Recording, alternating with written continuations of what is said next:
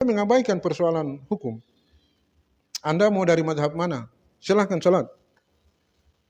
Mau Syafi'i, mau Hambali, mau Hanafi, silahkan salat.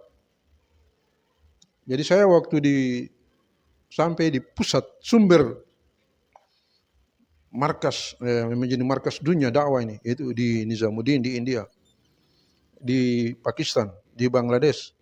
Itu dalam satu saf salat itu ada banyak cara orang bertakbir, meletakkan tangan di dada. Ada yang begini, ada yang begini, ada yang begini, ada yang gantung tangannya, takbir juga begitu. Tidak ada masalah. Kami yang dari Indonesia mazhab Syafi'i tidak sampai harus angkat tangan pada saat salat subuh untuk kunut, ikut aja dengan mereka. Dan kalau mereka datang di negara Indonesia,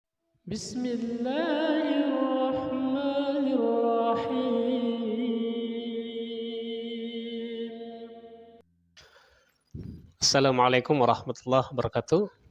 Alhamdulillah berjumpa lagi bersama saya Anil Lihi di AL Dakwah Maluku, menebar manfaat insyaallah. Semoga pemirsa tidak bosan-bosan menyaksikan channel ini. Insyaallah kita menebarkan manfaat untuk membangun spiritual kita sehingga kita bersemangat dalam mengamalkan agama. Masih berhubungan dengan materi kemarin terkait ilmu dalam pandangan Jamaah Tabligh terbagi dua, ada ilmu fadail dan ilmu masail. Hari ini kita akan melanjutkan insyaallah dengan tema yang masih berkaitan. Ya. Saya sudah berada bersama-sama dengan Ustadz Dr. H.B. Sarluf MPhilI. Insyaallah kita doakan semoga beliau senantiasa diberikan kesehatan sehingga bisa selalu memancarkan ilmu kepada kita dalam mengamalkan agama insyaallah. Baik, kita lanjutkan. Ustaz Afwan, berkaitan dengan ilmu fadail dan masail, secara ontologi atau secara makna, ya kira-kira ilmu masail dan fadail ini seperti apa? terima kasih. Sedikit telah disinggung kemarin mengenai pembagian ilmu dalam Jamaah Tabligh, bahwa pembagian ini semua dalam rangka dakwah. Jadi bagaimana seorang dai melihat ilmu sebagai sebuah metode, bahan dan tujuan daripada dakwah itu dilaksanakan. Jadi dakwah itu bukan hanya mengajak manusia kepada Allah dan Rasulnya, tapi juga mencerahkan, memberikan penjelasan sehingga manusia bisa tahu apa yang harus dilakukan dan tujuannya apa juga manfaat kepada diri dan masyarakat secara keseluruhan. Jadi ilmu fadail itu adalah ilmu mengenai keutamaan suatu amalan. Misalnya sholat, misalnya puasa, misalnya zakat, haji, dan seterusnya, rukun Islam dan semua ajaran Islam yang lain. Nah, ilmu itu berkaitan dengan bagaimana kita mengetahui keuntungan kita dalam melaksanakan suatu amal. Sedangkan ilmu masail itu adalah ilmu yang menjelaskan hukum ahkam dalam Islam. Jadi bagaimana kedudukan suatu amalan dalam hukum. Apa dia wajib, apa dia sunnah, apa dia makruh, dan seterusnya. Jadi begitu juga bagaimana pelaksanaannya secara baik dan benar, sehingga terpenuhi syarat dan rukun. Jangan asal-asalan melaksanakan suatu amalan agama tetapi tidak berdasar kepada ilmu. Itu kan sia-sia ya. Nah, jadi begitu. Jadi itu diantara yang bisa saya jelaskan mengenai ilmu fadail dan ilmu masail. Jadi kalau ilmu fadail diambil dari ayat-ayat Al-Quran, dan hadis Nabi tentang salat, juga mengenai amalan-amalan agama yang lain. Paling kurang yang pokok itu adalah rukun Islam yang 5 itu. Nah, itu semua bukan harus diketahui, tapi minimal dalam pelaksanaan itu kita tahu fadilah atau keuntungan daripada melaksanakan suatu amal ini. Pahalanya macam apa, manfaatnya ke diri kita apa. Ilmu masail, ya dia sudah masuk kepada pembahasan yang bersifat kajian, analisis, kritis, dan metodologi sesuai dengan madhab di mana seseorang itu berada. Olehnya itu perlu dilakukan pendalaman yang lama untuk mendapatkan ilmu tersebut. Jadi harus sekolah mulai dari dasar sampai ke perguruan tinggi baru bisa mendapatkan keahlian dalam ilmu itu. Tapi ilmu fadail kan tidak harus sekolah lama-lama kan. Sekali dengar dari saya atau sekali dengar dibacakan hadis fadilah amal, ayat Al-Quran tentang fadilah amal, sudah, silakan sampaikan. Walaupun redaksi kalimatnya tidak pas benar dengan ayat dan hadis, yang disampaikan mafhumnya saja, maknanya saja. Baik, alhamdulillah tadi kita sudah mendengarkan secara ontologi ya apa itu ilmu fadail dan apa itu ilmu masail. Nah, kita beranjak ke pertanyaan berikutnya barangkali Ustaz, berkaitan dengan bagaimana sebenarnya caranya untuk mendapatkan ilmu fadail dan ilmu masail itu. Jadi ilmu fadail cukup mudah dipelajari, tidak harus sampai masuk ke lembaga-lembaga pendidikan formal, non formal, informal, dan ya kita satu orang berdiri di depan mimbar mengambil kitab fadilah amal dan membacakan ayat dan hadis tentang salat, ya dia sudah tahu. Mungkin apa yang diketahui dan kemudian nanti disampaikan tidak persis benar redaksinya, tapi mafhumnya, maknanya, itu saya kira semua orang bisa. Preman saja bisa kok. Dan ini sudah bukan sekedar sekedar saya ngomong, ya bukan sekedar ngomong, tapi memang sudah jalan dan sudah puluhan tahun. Dan sudah merubah dunia dengan ilmu ini. Merubah dunia dengan ilmu fadail. Yang melakukan perubahan siapa?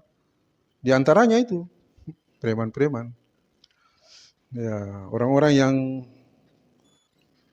tidak berasal dari latar belakang pendidikan. Ya, orang yang mungkin dia juga dari pasar, habis jualan, kita ajak dari kebun, pegawai, siapa saja, anak SMA, mahasiswa, dosen yang bukan keahliannya dalam bidang agama, bisa dan mudah. Dan buktinya dunia berubah. Setelah mendengar itu, mereka akhirnya mendengar fadilah melaksanakan sholat berjamaah, akhirnya mau pergi ke masjid. Masjid-masjid ramai kan. Orang-orang yang tidak kenal agama sama sekali itu modal utamanya itu ilmu fadail itu. Nah, sedangkan ilmu masail, nah ini perlu suatu proses yang memang berat dan memerlukan kesungguhan, waktu yang panjang, jarak yang jauh, dana besar. Dia dari mulai dasar sampai ke tingkat perguruan tinggi, sampai bisa diakui sebagai seorang mufti, ulama, paling kurang ustadz kan. Dia boleh baru bisa belajar ini. Nah, jadi dari situ ya saya kira tidak sembarang orang bisa membicarakan atau membahas masalah masail. Dan seringkali terjadi juga bahwa perdebatan sering muncul oleh karena perbedaan latar belakang pendidikan. Jadi kasusnya sama, tapi pembahasannya, jawabannya bisa berbeda. Jadi ilmu masail itu memerlukan syarat-syarat yang berat bagi seseorang untuk menyampaikan. Dan dalam dakwah-dakwah jamaah tabligh di mana-mana, di atas mimbar atau ketika menjumpai orang itu sama sekali tidak disinggung masalah masail fikih. Nanti duduk di dalam masjid pada waktu yang khusus, di mana di situ ada seorang yang mumpuni ilmunya, baru dimuzakarahkan. Nah, dari situ kemudian kita sedikit demi sedikit memperbaiki kualitas amalan kita dengan ilmu masail ini. Alhamdulillah, tadi kita juga sudah mendengarkan ya bagaimana cara mendapatkan ilmu fadail dan ilmu masail. Jadi ilmu fadail cukup sederhana. Itu bisa langsung dibacakan di atas mimbar, bisa pakai buku ya. Dan itu dilakukan oleh preman pun juga bisa ya. Luar biasa ya. Tapi ilmu masail membutuhkan waktu yang cukup lama. Seseorang harus belajar dari dasar, kemudian ke perguruan tinggi, dan sampai diakui sebagai mufti seperti yang disampaikan tadi, atau sebagai ulama, atau sebagai ustadz insya Allah. Nah, selanjutnya masih ada satu pertanyaan lagi pemirsa. Ini berkaitan dengan fungsi ya, fungsi atau dalam konteks nilai ya, aksiologi dari ilmu fadhail dan ilmu masail itu seperti apa, Ustaz? Karena kita sudah bahas ontologi, aspek ontologis ilmu, fadail, masail, aspek epistemologinya sudah. Tentunya setiap ilmu itu memiliki aspek aksiologi, yaitu yang berkaitan dengan nilai manfaat dan untuk diri dan umat secara keseluruhan. Jadi kalau kita bandingkan dengan sebuah kendaraan, ilmu fadail itu ibarat roda belakang, ilmu masail itu roda depan kendaraan. Roda belakang itu kan pendorong kendaraan untuk berjalan lambat atau cepat atau kencang. Itu fungsi ilmu fadail. Jadi orang yang memiliki hakikat ilmu fadail itu semangat ibadahnya luar biasa. Saya melihat bukan apa-apa, tapi memang ini nyata bahwa di jamaah tabligh itu orang yang memiliki ilmu fadail walaupun dia latar belakang bukan ulama, itu tahajudnya, baca Qur'annya, zikirnya, salat-salat sunnatnya itu saya pikir ulama masih perlu diperhitungkan dengan ulama ya, dibanding dengan mereka ini. Karena ulama sendiri, ya seorang ulama yang ulama besar di Ambon, waktu sama-sama naik haji, itu terkagum-kagum luar biasa. Hotel dengan masjid haram, Ka'bah itu kan 2 kilo itu. 5 waktu di Ka'bah sana, salat berjamaah. Sementara ulama ini nanti pada saat maghrib, isya atau subuh saja. Terus tahajudnya. Nah, itu aspek nilai manfaat daripada ilmu fadail. Jadi dia memberikan semangat, dorongan yang kuat dalam beragama. Tentunya kalau tidak diimbangi dengan ilmu masail, maka akan terjadi kekurangan-kekurangan dalam hal apa? Kualitas keilmuan, mungkin syarat dan rukun atau sebagainya, ya masih kurang. Tapi yang jelas untuk masalah fadail ini, saya pikir hanya di jamaah tabligh yang orang-orangnya punya semangat ibadah yang luar biasa. Kalau ilmu masail kan diibaratkan ban depan dari kendaraan ya. Dia itu kan mengarahkan kendaraan supaya jalannya benar. Kalau lurus-lurus, kalau ada kolam di depan ya gimana? Kalau belok ya belok. Nah gitu. Jadi mengarahkan orang supaya beramal dengan benar, tidak asal melaksanakan, tapi harus tepat dan sesuai dengan syariat. Olehnya itu di sini pentingnya seorang ulama untuk membina ini teman-teman yang banyak dari yang tidak berlatar belakang pendidikan agama. Jangan disalahkan.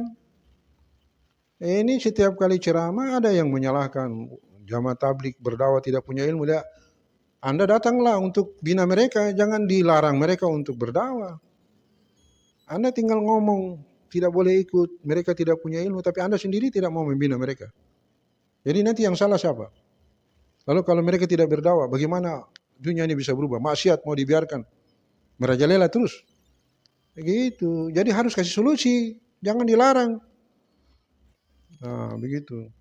Jadi dengan ilmu masail, amal seseorang, amal saleh seseorang, ibadah dia akan menjadi benar. Nah, tapi kalau dia tidak punya hakikat pemahaman tentang fadilah dari suatu amalan, ya dia sekedar tahu aja. Oh ini amalan ini sifatnya wajib. Oh ini sunat. Yang benar itu harus begini. Tapi saya lihat banyak kali sarjana-sarjana agama itu kok tidak sholat. Padahal kalau tanya dia mengenai masalah hukum, dalam dia bisa jawab. Berarti dia kekurangan dalam hal fadail.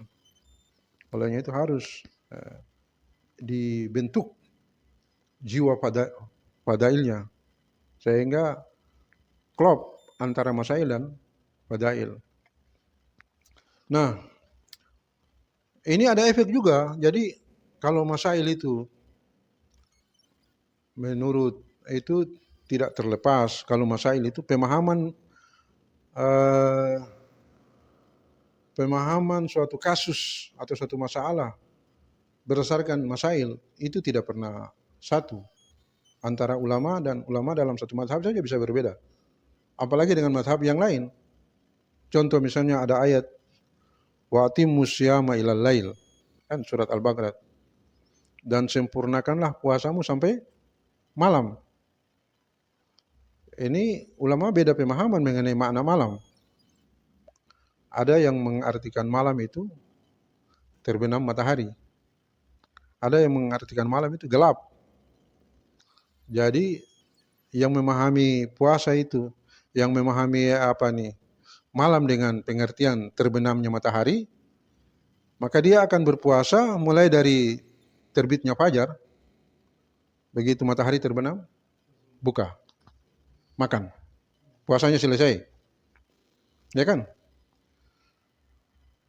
Tapi yang memahami lail, malam itu dengan gelap, dia tidak langsung makan. Karena matahari, alam ini masih terang. Orang yang memahami malam itu dengan berawal dengan terbenamnya matahari, begitu terbenam matahari, siang berakhir, malam dimulai, dia sudah makan, dia sudah minum, dia sudah siap-siap mau pergi sholat. Yang memahami malam itu dengan gelap, dia harus menunggu dulu. Sampai alam ini betul gelap, baru dia mulai buka puasa. Itu ulama berbeda. Apakah ulama yang memahami malam itu dengan terbenamnya matahari menyalahkan menunggu, yang memahami dengan menunggu harus jadi gelap dulu? Bisa saja begitu terjadi. Jadi pemahaman terhadap masail berimplikasi kepada pembentukan mazhab, dan pembentukan mazhab berakibat kepada pembentukan kelompok. Sulit dipersatukan. Kalau dengan masail saja kita mau menyatukan umat ini,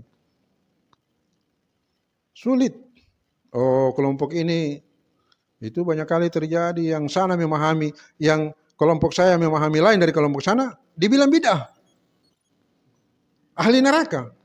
Padahal masalah pemahaman. Ada banyak ayat.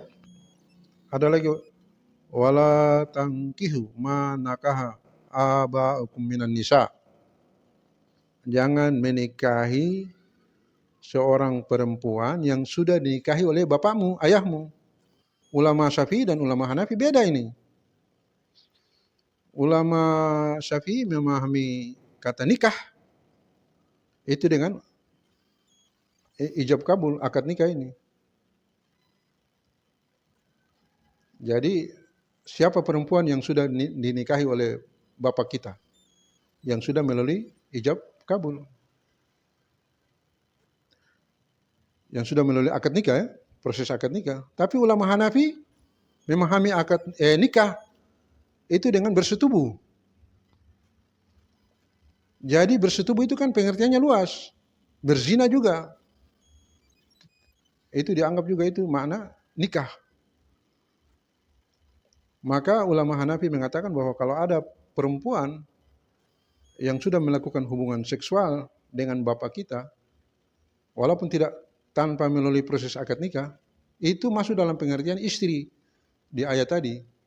Jadi tak boleh dinikahi itu. Walaupun hubungannya secara zina. Tidak boleh dinikahi. Karena makna kata nikah dari ayat itu dipahami sebagai hubungan seksual. Apakah melalui akad nikah atau melalui hubungan di luar nikah. Zina. Tapi Imam Syafi'i, oh tidak. Yang dimaksud dengan nikah itu adalah melalui akad nikah. Ijab kabul. Baru dinamakan nikah. Itu makna nikah. Lalu bagaimana dengan perempuan yang misalnya bapak berzina dengan dia? Apa itu dianggap istri oleh Imam Syafi'i? Oh tidak. Itu bukan istri. Silahkan anak dari bapak itu boleh nikah lagi dengan dia. Nah, jadi apa implikasi terhadap umat? Ya terbentuklah mazhab yang berbeda pemahaman antara satu kelompok dengan kelompok yang lain. Yang saya kasih contoh ini bukan bermaksud bahwa untuk membentuk pertentangan. Ulama mazhab Syafi'i dan mazhab Hanafi tidak sampai begitu, tidak sampai menyalahkan. Maksudnya saya hanya sekedar menyalahkan bahwa hasil pemahaman berdasarkan ilmu masail terhadap satu ayat itu melahirkan perbedaan pemahaman, melahirkan mazhab yang kemudian melahirkan perbedaan kelompok dalam umat. Walaupun seringkali terjadi juga pertentangan tuh, misalnya kan salat subuh apa harus ada kunut apa tidak? Salat tarawih itu berapa rakaat? Itu kan seringkali menimbulkan pertentangan di masyarakat. Jadi intinya ilmu masail ini melahirkan pemahaman yang berbeda terhadap apa yang dimaksud oleh Allah dan Rasul, yang kemudian melahirkan mazhab, dan dari mazhab itu kemudian melahirkan kelompok-kelompok. Yang bisa saja antara kelompok yang satu dengan kelompok yang lain terjadi pertentangan. Tapi ilmu fadail, dia mengabaikan persoalan hukum. Anda mau dari mazhab mana? Silahkan salat. Mau Syafi'i, mau Hambali, mau Hanafi, silahkan salat. Jadi saya waktu sampai di pusat sumber markas, menjadi markas dunia dakwah ini, itu di Nizamuddin di India, di Pakistan, di Bangladesh. Itu dalam satu saf salat itu ada banyak cara orang bertakbir, meletakkan tangan di dada. Ada yang begini, ada yang begini, ada yang begini, ada yang gantung tangannya. Takbir juga begitu. Tak ada masalah. Kami yang dari Indonesia mazhab Syafi'i tidak sampai harus angkat tangan pada saat salat subuh untuk kunut. Ikut aja dengan mereka. Dan kalau mereka datang di negara Indonesia, tidak kunut juga. Jadi tidak dipersoalkan itu masalah-masalah masail fikih itu. Yang bagaimana ini ilmu umat ini digiring. Ya, untuk sama-sama melaksanakan ibadah. Masjid itu harus makmur. Dan saya lihat di sini letak keberhasilan jamaah tabligh. Bisa mengumpulkan orang dari berbagai mazhab, berbagai bangsa, warna kulit, bahasa dalam satu gerakan. Jadi manfaat daripada ilmu fadail ini adalah membentuk umat dalam satu kesatuan yang tidak melihat kepada perbedaan-perbedaan itu. Sedangkan implikasi dari ilmu masail adalah membentuk mazhab dan membentuk kelompok. Bisa saja terjadi dan seringkali terjadi pertentangan antara itu. Jadi olehnya itu digalakkan ilmu fadail itu, digalakkan bukan hanya di masjid tapi di seluruh rumah-rumah. yang sudah ikut dakwah ini. Setiap malam harus bikin supaya menguatkan kesatuan umat. Jadi orang diajak, ada orang duduk-duduk saja di masjid diajak ikut kepada dengar ilmu fadail. Supaya apa? Terbentuk umat yang satu. Boleh Anda salat dengan cara Anda menurut mazhab Anda. Tapi mari kita salat berjamaah di masjid. Dan mari kita ajak lagi orang lain dengan membawa ilmu fadail. Dengan cara begini, maka peran ulama dan ustadz tidak lagi berat. Karena sudah dibebankan kepada setiap orang untuk menyampaikan ilmu fadail ini. Jadi preman, orang abang beca, orang penjual di pasar kaki lima yang buta huruf sama sekali, diajak untuk menyampaikan ini ilmu fadail dalam rangka membentuk umat ini. Alhamdulillah, demikian tadi kita sudah mendengarkan nilai ya atau fungsi ilmu fadail dan ilmu masail. Luar biasa materi atau tema pada kesempatan ini. Mudah-mudahan ini bisa menjadi pencerahan bagi kita, ya, terutama bagi saya dan kita semua dimanapun berada, insya Allah. Barangkali demikian, saya Anin Lihi akan pamit dulu ya. Terima kasih sudah menyaksikan video ini, insya Allah. Ustaz, terima kasih juga sudah berikan materi. Mudah-mudahan bisa dipahami, insya Allah. Ya. Oke, karena itu saya tutup dengan mengucapkan Alhamdulillah. Assalamualaikum warahmatullahi wabarakatuh. Waalaikumsalam warahmatullahi wabarakatuh. Alhamdulillah.